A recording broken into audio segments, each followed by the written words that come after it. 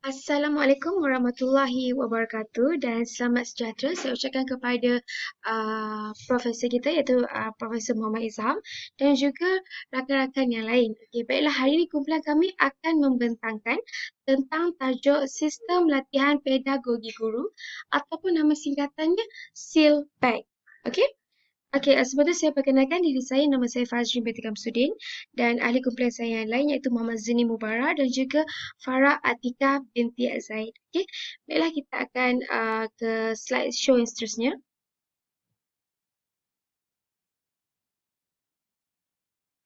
Okay, baiklah, kita teruskan dengan sinopsis. Okay.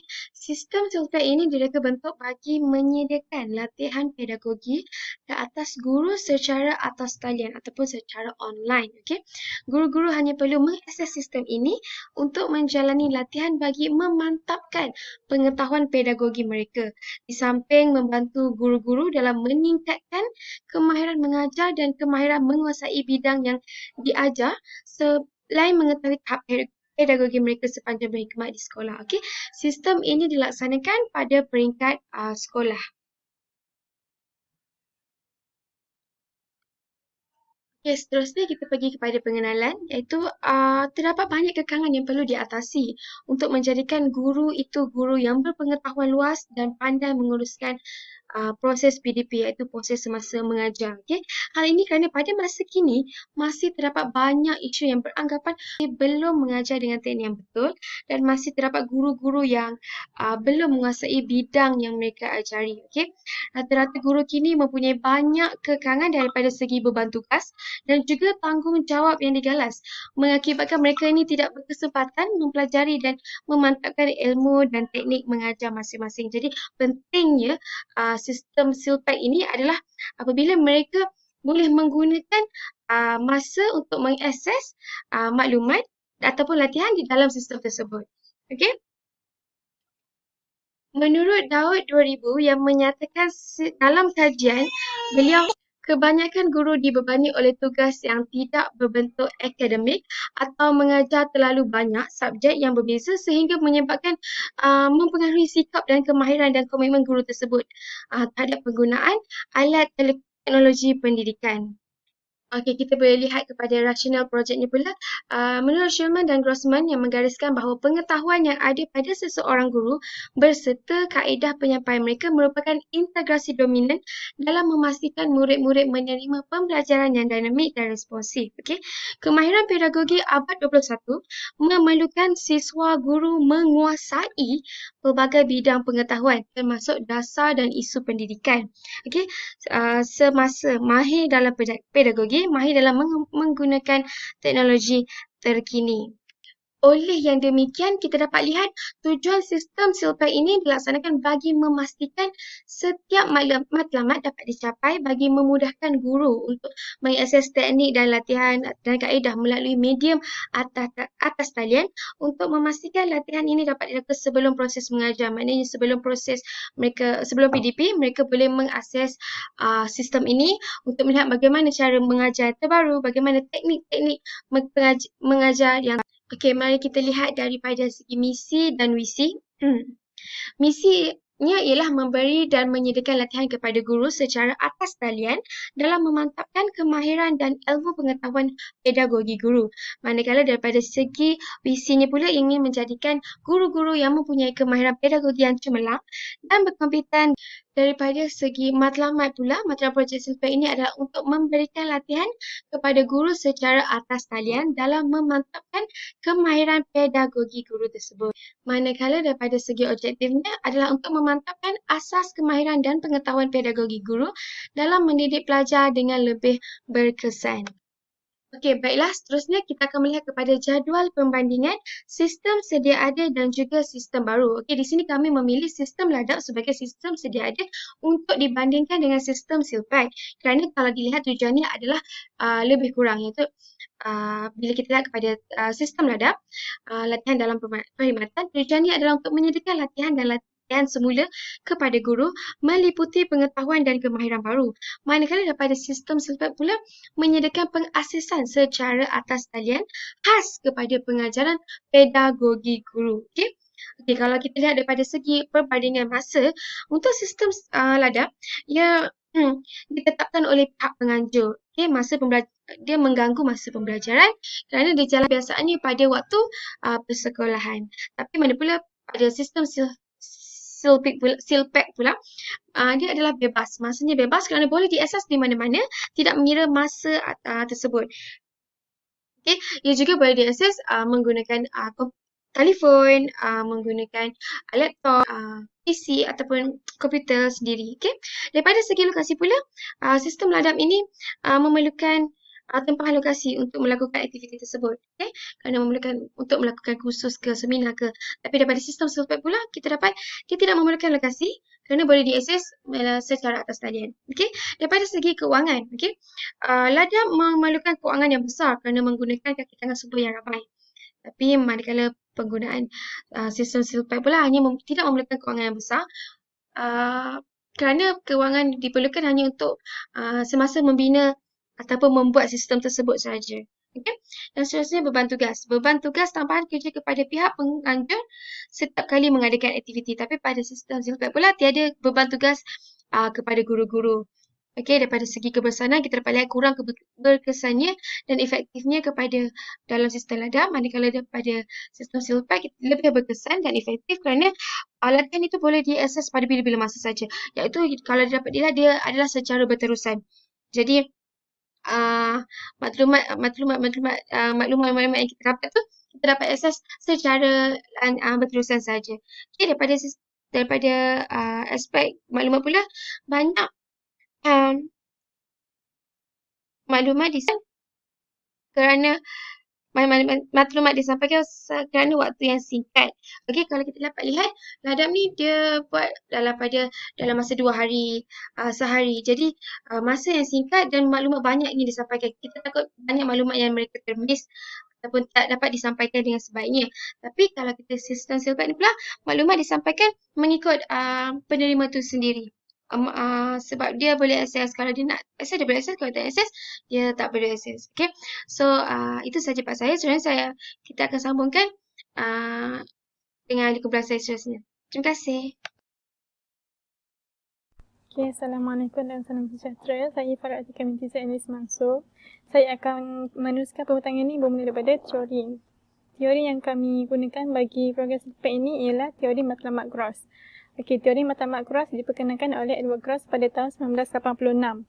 1968. Edward Gross dan Paul Grams telah membuat beberapa kajian tentang pentadbir akademik di peringkat universiti. Mereka berpendapat bahawa matlamat mempunyai 5 jenis, iaitu matlamat pengeluaran, matlamat pengupahsuaian, matlamat pengurusan, matlamat kedudukan dan akhir sekali matlamat motivasi. Seterusnya, matlamat pengeluaran ialah berkenaan dengan ilmu pengetahuan, produk, perkhidmatan, kemahiran atau lain-lain aspek. Okey, bagi program silpet ini, para guru dapat menguasai dan memantapkan kemahiran pedagogi mereka. Seterusnya, matlamat pengubahsuaian pula ialah keperluan organisasi mengubahsuaikan keadaannya dengan alam sekitar. Sebagai contoh, warga pendidik perlu membudayakan pembelajaran atas talian. Okey, seterusnya matlamat pengurusan. Matlamat pengurusan ialah segala matlamat tentang bagaimana boleh diurus sesebuah organisasi. Okey, bagi program silpet ini, kami membuat catakan dan tentatif bagi memastikan kelancaran program.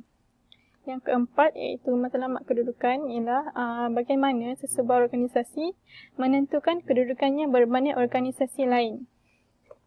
Okey, program silpet ini menjadikan guru-guru di sekolah guru yang berdaya saing kerana mereka sentiasa akan memperbaiki dan meningkatkan kemahiran pedagogi mereka. Yang terakhir iaitu matlamat motivasi.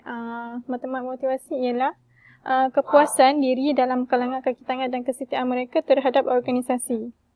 Okey, apabila guru-guru lulus dalam program silpet ini, ia sekaligus dapat meningkatkan prestasi akademik para pelajar. Seterusnya, model yang kami gunakan dalam program silpet ini ialah model logik yang mengandungi 5 item iaitu sumber, aktiviti, produk atau servis, hasil atau pengeluaran dan akhir sekali adalah impak. Seterusnya, ini ialah senarai jawatankuasa projek. Antara jawatankuasa yang terdapat dalam program ini ialah pengurusi, timbalan pengurusi, penyelaras, setiausaha, bendahari, AJK Silpat, AJK Sijil dan dokumentasi, dan akhir sekali AJK buku program. Okey, berikut adalah senarai tugas jawatankuasa pelaksana. Okey, penyelaras ditugaskan untuk menyelaras tugas jawatankuasa, memastikan semua ahli jawatankuasa menjalankan tugas. Seterusnya, AJK Silpat. AJK Silpat perlu mengawal selia program Silpat, memastikan semua guru melibatkan diri dengan Silpat. Yang ketiga iaitu AJK Sijil dan dokumentasi, perlu menyediakan sijil kepada guru apabila telah lulus latihan pedagogi. Dan akhir sekali AJK buku program, perlu menyediakan buku program. Seterusnya, berikut adalah tentatif bagi program Silpat ini. Okey, aktiviti ini program ini bermula dengan taklimat Silpat yang dijalankan pada 2/3/2020 bertempat di bilik musyarak. Okey, objektif taklimat ini ialah untuk memberi pengenalan kepada para guru tentang program Silpat. Seterusnya, modul pertama iaitu pengenalan tentang Silpat ini yang mengandungi taklimat, video, nota dan kuis dijalankan pada 16/3.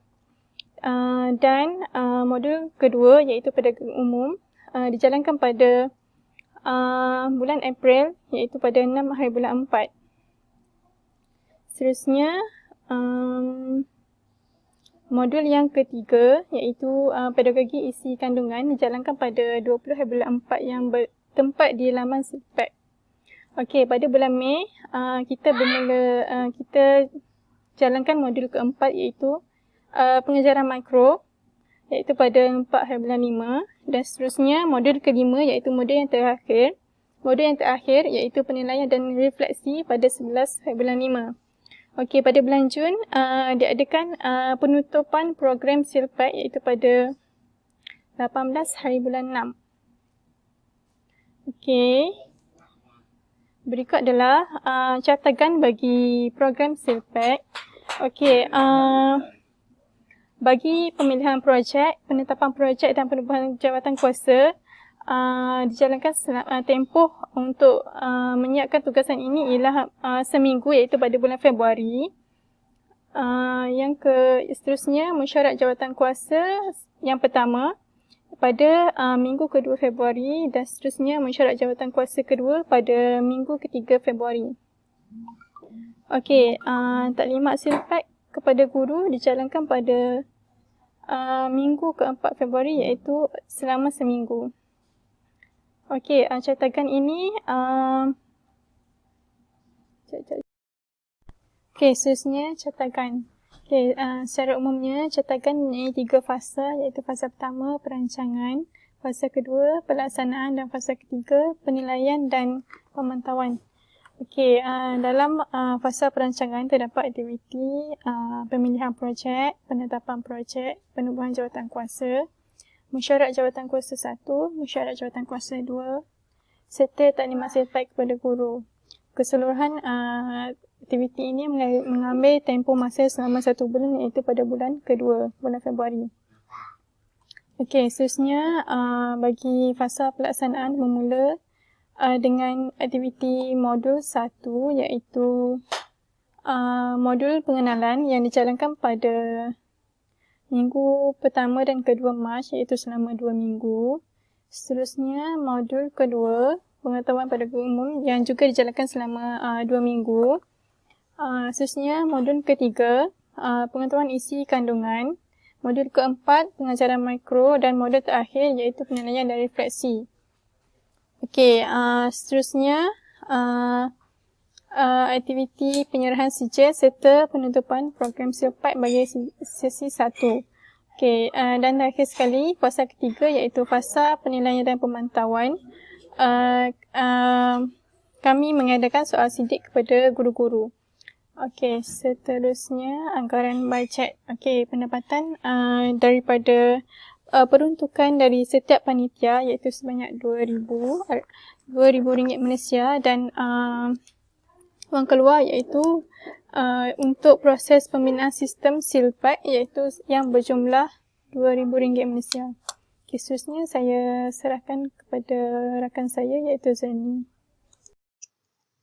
Okay, Assalamualaikum warahmatullahi wabarakatuh. Saya Muhammad Zani menyambung penjelasan daripada kawan saya. Saya akan menerangkan tentang penjelasan aktiviti projek mengikut model perubahan sesuai. Jadi dalam kajian kami menggunakan model logik. Okey, model logik terbagi kepada 5 elemen, iaitu yang pertama ialah sumber atau input, aktiviti, pengeluaran, hasil dan impak. Saya akan menjelaskan bagaimana proses itu berlaku melalui aktiviti kami. Okey, sumber. Dari elemen sumber, dalam merangka program ini, penyelaras merangka sebuah program yang memberikan perubahan kepada guru-guru. Jadi, untuk membina program, kepakaran IT digunakan untuk membuat satu sistem yang mampu digunakan pakai secara menyeluruh. Bahan-bahan dikumpulkan oleh ketua bidang masing-masing mengikut kepakaran. Jadi, jika seseorang itu guru bahasa Melayu, dia akan membuat satu modul berkenaan bahasa Melayu, teknologi yang berkaitan dengan bahasa Melayu untuk kegunaan guru-guru yang lain. Seterusnya, dari segi aktiviti dijalankan secara atas talian berbentuk taklimat, video atau nota yang telah dimasukkan ke dalam sistem. Jadi guru-guru hanya melihat di sana sahaja. Kemudian meliputi pengenalan. Okey. Sebelum apa-apa pun, pengenalan dilakukan bagi meningkatkan motivasi guru-guru untuk mengikuti program ini, selain meningkatkan kemahiran pedagogi mereka. Okay, yang ketiga ialah merangkumi pedagogi umum, iaitu cara mengajar, kaedah, teknik dan pendekatan yang sesuai digunakan untuk guru-guru.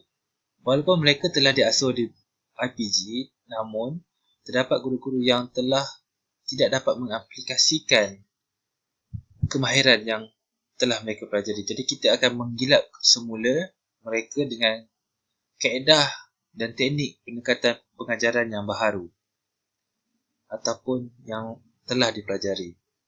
Yang keempat ialah melibatkan periodic isi kandungan, iaitu meningkatkan penguasaan terhadap isi kandungan setiap subjek yang diajar mereka agar penyampaian itu jelas. Hal ini kerana terdapat guru-guru yang masih, walaupun telah mengajar lama, tapi tidak memahami dengan jelas apakah itu yang mereka ajar. Jadi kita akan membuat pedagogi isi kandungan agar mereka refresh semula apa yang perlu mereka ajar dengan betul. Seterusnya elemen pengeluaran. Okay, melalui pelaksanaan pengajaran makro dirakam bagi melihat kawasan pengaturan yang diperolehi. Jadi setelah mereka melalui pengenalan, yang kedua pedagogi umum dan yang ketiga pedagogi isi kandungan, mereka akan melaksanakan pengajaran makro di kelas di dalam bentuk rakaman. Jadi mereka mengajar dirakam, kemudian rakaman itu akan diberikan kepada pihak penilai untuk dinilai. Ini kerana kita ingin melihat adakah konten apakah yang mereka dapat daripada sistem ini mereka aplikasi untuk pengajaran sebenar. Kemudian ialah hasil. Macam mana kita nak lihat hasil? Hasil dilihat setelah ujian dan pengajaran mikro dinilai oleh panel. Kemudian refleksi dibuat oleh setiap peserta bagi mengetahui kekurangan dan kekuatan program itu, adakah ia baik ataupun tidak. Dan mereka yang lulus akan mendapat pengistirafan berbentuk ECJ bagi mendorong mereka bermotivasi. Jadi mereka akan mengikuti kursus itu dalam sistem dan mendapat CJ. Okay, impak kepada masyarakat ialah selain kepada masyarakat, impak itu kepada diri mereka sendiri kerana mereka akan dapat melaksanakan pengajaran dengan kaedah, teknik dan pendekatan yang betul semasa pengajaran. Selain itu, membolehkan guru menguasai secara menyeluruh isi kandungan yang diajar. Jadi mereka akan dapat betul-betul apa yang mereka ajar itu selari dengan kurikulum. Ketiga, meningkatkan kualiti pengajaran. Jadi setelah mereka mengetahui Cara sebenar bagi umum iaitu kaedah pengajaran. Mereka akan dapat meningkatkan kualiti pengajaran mereka dan mengajar dengan betul serta memberikan pendalaman ilmu kepada murid-murid secara lebih berkesan. Jadi murid-murid akan lebih faham apakah yang mereka ajar. Selain itu, ianya juga melahirkan seorang guru yang berkualiti kepada sekolah dan negara. Okey, implikasi perubahan terhadap organisasi ada 3. Kepada dasar, implikasi dia menyimbatkan kos dan sumber tenaga mahir bagi melaksanakan satu dasar baru. Seperti yang telah Fazli sebut, sebelum program ladap melibatkan kos kerana ianya kebanyakannya perlu melibatkan satu kawasan dan masa yang lama. Jadi kos daripada sudut kawasan, tenaga mahir dapatkan melalui satu sistem yang dari segi latihan peningkatan ilmu dapat dilaksanakan dalam atas talian mengikut kesesuaian guru pada bila masa. Jadi guru ini dapat mengakses latihan di mana-mana mereka berada, terutamanya jika ianya berlaku semasa musim PKP ini, mereka akan dapat melakukan daripada kampung dan rumah mengikut kesesuaian mereka, sama ada pagi, petang ataupun malam. Dari segi organisasi, tangan sekolah akan sentiasa berdaya saing dan sentiasa ingin meningkatkan kemahiran mereka. Sekolah akan menjadi tempat untuk peningkatan ilmu yang berpanjangan. Okay, kesimpulannya, melalui pelaksanaan program SEALPAC ini diharapkan dapat membantu guru-guru dalam meningkatkan kefahaman pedagogi mereka. Melalui pelaksanaannya, potensi guru akan meningkat serta membawa kesan positif kepada kefahaman murid-murid. Jadi murid-murid akan lebih faham. Secara tidak langsung, negara akan mendapat pendidikan yang cemerlang. Justru itu diharapkan pada masa akan datang program ini mendapat sokongan dan penglibatan seluruh organisasi pendidikan di Malaysia bagi memantapkan matlamat perguruan UMNO. Rujukan. Sekian, terima kasih.